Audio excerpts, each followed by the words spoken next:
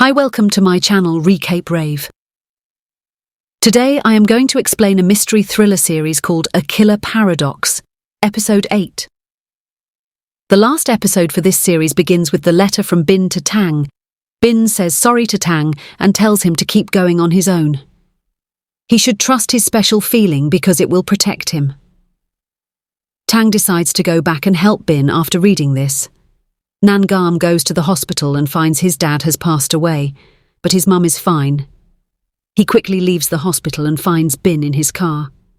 The other police officers know he's chasing Chon, but Nangam leaves before they can stop him.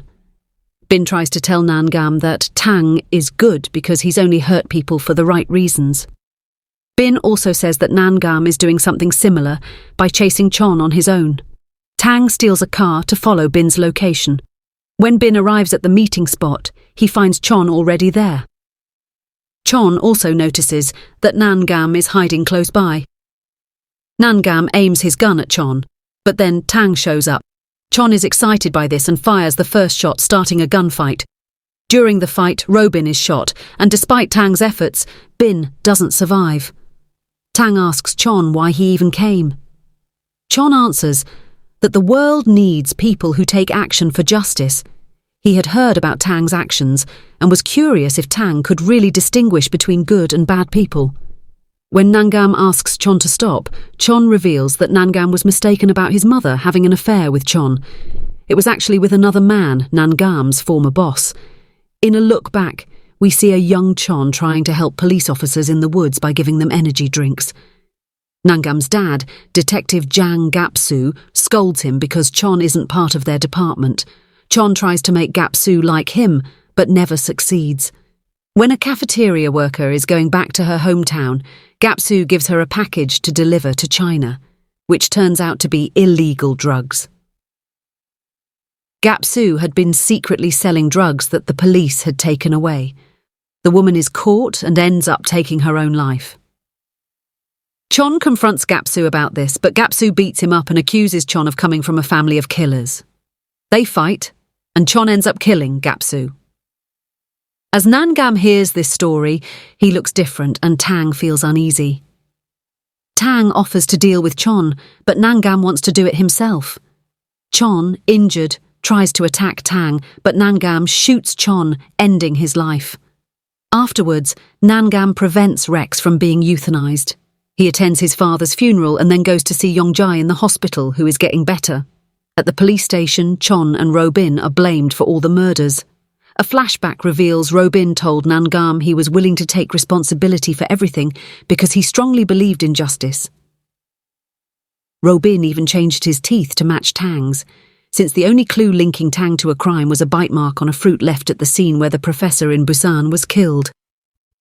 Nangam talks to a woman who profiles criminals, and she mentions earlier in the story.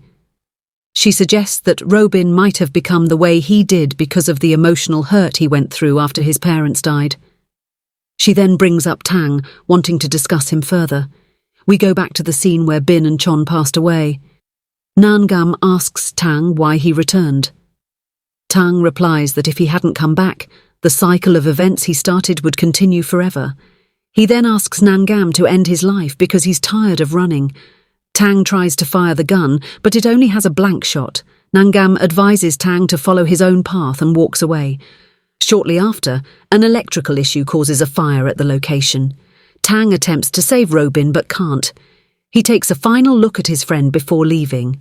When Tang's mother gets home, she notices someone has cleared the snow at their front door. Her husband denies doing it, so she goes outside to see who did, but Tang is already far away. He heads to the seaside, where Chung Jin, spending time with his family, spots him but chooses to remain silent. Tang moves to a warm country and starts working hard to make a living. Unfortunately, he gets caught for being in the country without proper permission. Surprisingly, he finds out that he has no criminal record. We see a moment from the past where the profiler asks Nangam about Tang's involvement in the case. We don't hear what Nangam says, but it results in Tang no longer being considered a suspect. Tang returns to Korea. One day, while Nangam is out with Rex, he hears news about a murder victim who was also a suspect in kidnapping and murder cases. As Tang walks down a street, someone bumps into him and keeps walking. Tang feels a familiar sensation and turns around, indicating his instincts are still alert. With this, our ending up this series, A Killer Paradox. Hope you like it. Please like, share and subscribe to our channel. Don't forget to turn on the notification bell to stay updated with our latest videos.